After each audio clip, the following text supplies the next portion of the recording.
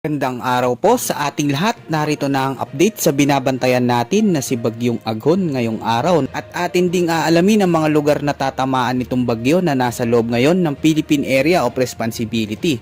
Sa kasalukuyan ay tuluyan na nga lumakas itong bagyo na binabantayan natin at pinangalanan ito ng Pag-asa bilang Bagyong Aghon, ang unang bagyo na pumasok ngayong taon.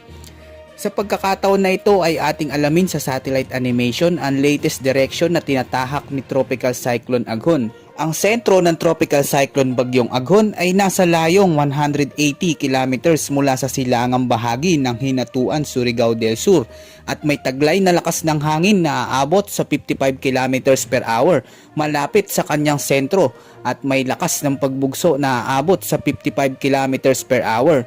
Samantalang kumikilos ito sa bilis na 40 km per hour at inaasahan na mas bibilis pa ang pagkilos nito pakanluran hilagang kanluran sa mga susunod na oras.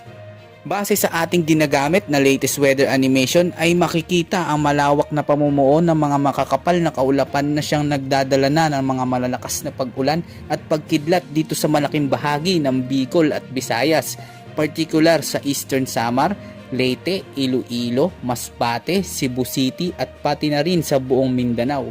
Inaasahan naman na mas titindi pa ang epekto nito ngayong hapon at gabi dahil sa direktang pagtama nito lalo na sa malaking bahagi ng Eastern Visayas at malaking bahagi ng Mindanao. Ayon sa latest direction nito sa mga susunod na oras ay inaasahang kikilos itong Tropical Cyclone Aghon sa kanlurang hilagang kanluran ngayong gabi hanggang bukas at mataas ang tsansa na ito ay maglandfall sa bahagi ng Eastern Samar. Ayon sa track ni Bagyong Aghon ay posibleng mag-intensify pa ito bilang severe tropical storm sa mga susunod na araw at mataas ang posibilidad na baybayin nito ang hilagang kanluran ng Western Visayas, partikular sa Antique at Aklan. Pagkatapos ay babagtasin nito ang malaking bahagi ng Luzon at makakaapekto din sa bahagi ng Tarlac, Zambales, Bulacan at Nueva Ecija. Hindi naman inaalis ang tsansa na mas lumakas pa ito habang tinatahak ang mga apektadong lugar. Sa ngayon ay itinaas na sa signal number 1 ang malaking bahagi ng Mindanao, partikular sa Dinagat Island, Surigao del Norte at Northern Surigao del Sur. Habang sa Luzon naman, signal number 1 din sa Eastern Camarines Sur, Eastern Albay at Catanduanes.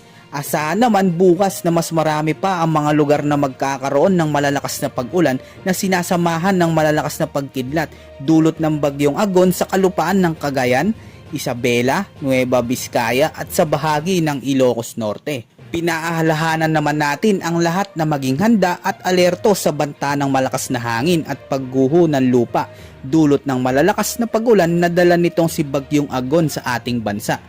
Maging handa sa lahat ng oras dahil posible ang mga biglaang pagbabago ng galaw ng bagyo at posible rin na magbago ang taglay nitong lakas. Yan ang weather update panahon sa araw na ito. At upang maging alerto at handa sa anumang oras lalo na sa mga lugar na dadaanan ng bagyo ay manatiling nakatutok sa lahat ng ating update na i-upload. Maging alerto at handa sa anumang panahon.